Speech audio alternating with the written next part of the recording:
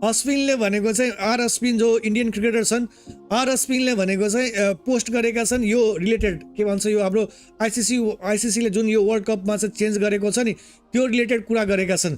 उनले एकदम ओदाउदले यानि नेदरल्यान्डका प्लेयर ओदाउदले त अलरेडी कुरा गरिसकेका छन् र अश्विनले पनि हिजो पोस्ट गरेर चाहिँ एसोसिएट नेसनलाई सपोर्टमा एसोसिएट नेसनको सपोर्टमा पोस्ट राखेका छन्।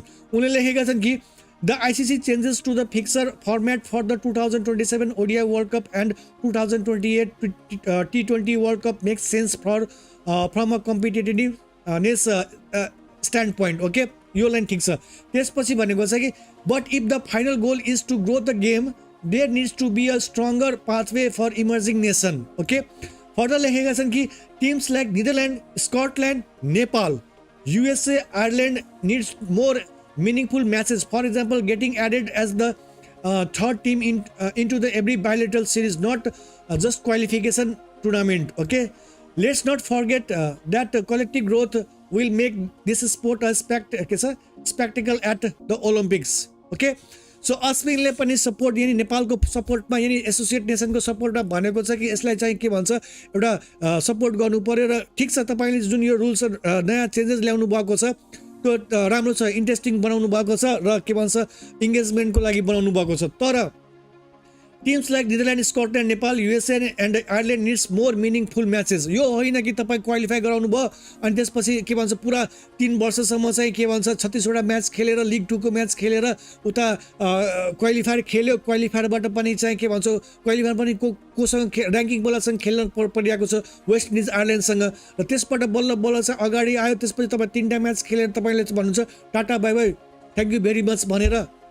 सो यो अश्विनले चाहिँ ओदाउद जस्तो सिधै डाइरेक्ट तरिकाले त भनेको त छैन, सजेसन मात्रै दिएको छ र यो सजेसन भनेको चाहिँ एकदम राम्रो सजेसन छ र अश्विनले भनेको चाहिँ आफ्नो साइडबाट धेरै पोइन्टहरू भन्छन् क्या। तर उनले नेपालको पनि एसोसिएट नेसनमा नेपाल पनि मेन्सन गरेका छन् र त्यसको कारणले गर्दाखेरि चाहिँ म यो ट्विट भने यहाँ एक्सप्लेन गरेको छु। ओके, सो यो कमेन्ट पनि पढिरहेको थियो, कमेन्टमा गएर धेरैजनाले सपोर्टमै भनेको छ यस आई एग्री भनेर। सो तपाईँ पनि त्यहाँ गएर चाहिँ कमेन्ट लेख्न सक्नुहुन्छ। Like yes, absolutely true. The primarily super series is not the answer. There should be a main group, not the primary thing. Okay.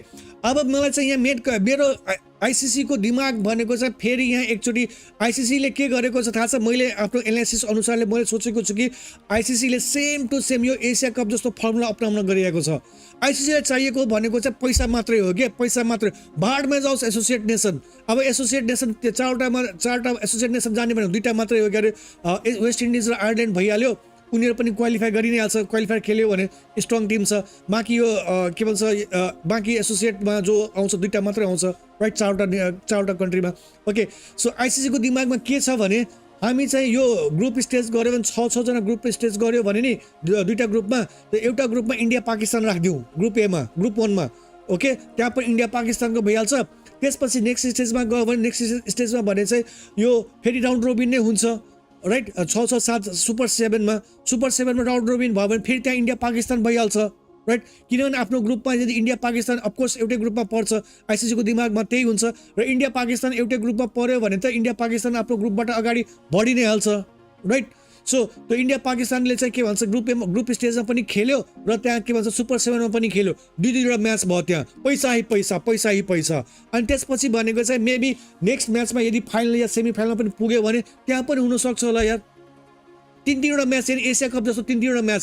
Asia कपमा ग्रुप स्टेजमा पनि हुन्छ एउटा म्याच, त्यसपछि चाहिँ के भन्छ सुपर 4मा पनि एउटा म्याच हुन्छ, त्यसपछि भने चाहिँ फाइनलमा पुग्यो भने त्यहाँ पनि 3-3वटा चाहिँ लक्की ड्र एसिसीको लागि म पैसा ही पैसा।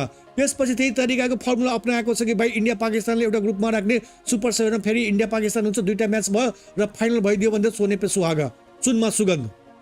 भाइ दिमाग हेर्छ, दिमाग यो इन्डिया पाकिस्तान गराउने चक्करमा नि आइसिसीले यो सबै तिग्रङबाजी गरेको जस्तो मलाई लागिरहेको छ। के बोल्छौ केटाहरू भन त मलाई कमेन्टमा।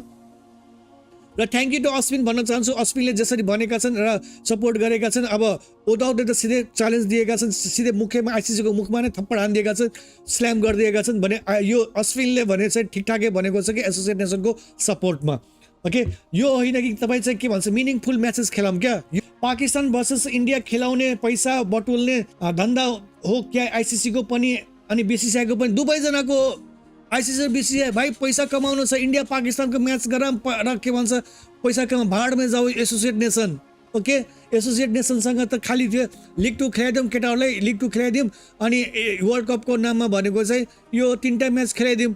जे होस् वर्ल्ड कपमा क्वालिफाई गर्यो भने त म्याच फिस त पाउँछ, त्यो मान्छु, तर एउटा म्याच फिस पाउनु भनेको चाहिँ डिफ्रेन्ट हो यार। ग्रुपहरू त 6 के भन्छ 12वटाको ग्रुपमा खेल्नु र के भन्छ 3टा म्याच खेल्नुमा डिफ्रेन्स छ नि। सो इन्डिया पाकिस्तानको म्याच गराउने के बढीमा बढी। अहिलेसम्म के हुन्थ्यो भने लिग स्टेज सरी यो सबैले अर्कोसँग खेल्ने राउन्ड रोबिन अनुसारले। सो राउन्ड रोबिन अनुसारले पाकिस्तान र इन्डियाको एउटा म्याच हुन्थ्यो वर्ल्ड कपमा, अनि त्यसपछि सेमिफाइनल, क्वार्टर सेमिफाइनल र फाइनल पुग्यो भने अनि देखिन्थ्यो। त्यति बेलासम्म पाकिस्तान त आउट नै भइहाल्थ्यो, राइट। सो तर यो भनेको चाहिँ ग्रुप स्टेज जो बनाएको छ नि, ग्रुप स्टेजबाट इन्डिया पाकिस्तान एउटै ग्रुपमा राख्छ। एउटा अहिले लेखेर दिन्छु यार म, इन्डिया पाकिस्तानले एउटै ग्रुपमा राख्छ। एसिसीले पनि त्यही धन्दा गर्छ, आइसिसीले पनि त्यही धन्दा गर्छ। अनि त्यसपछि सुपर 7मा जान्छ। सुपर 7मा त राउन्ड रोबिन हुन्छ, सबैले एकअर्कासँग खेल्ने र इन्डिया पाकिस्तान आफ्नो ग्रुपबाट क्वालिफाई गरि नै हाल्छ। नेपाल यदि त्यो ग्रुपमा पर्यो भने नि नेपालले चाहिँ इन्डियाले सरी के भन्छ पाकिस्तानलाई पेलिदिन्छ।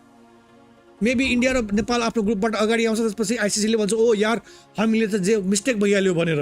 तर यो तरिका भएन क्या, यो तरिका भएन, यस्तो तरिकाले हुँदैन, यस्तो तरिकाले चल्दैन क्या।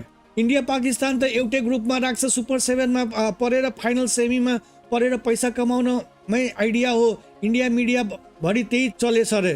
यो राख्नु अटोमेटिकली दिमाग गइहाल्छ क्या, अटोमेटिकली दिमाग गइहाल्छ, कसैको पनि दिमाग गइहाल्छ कि यस्तो यस्तो फ्रडगिरी चलिरहेको छ, यस्तो धन्दा चलिरहेको छ भनेर।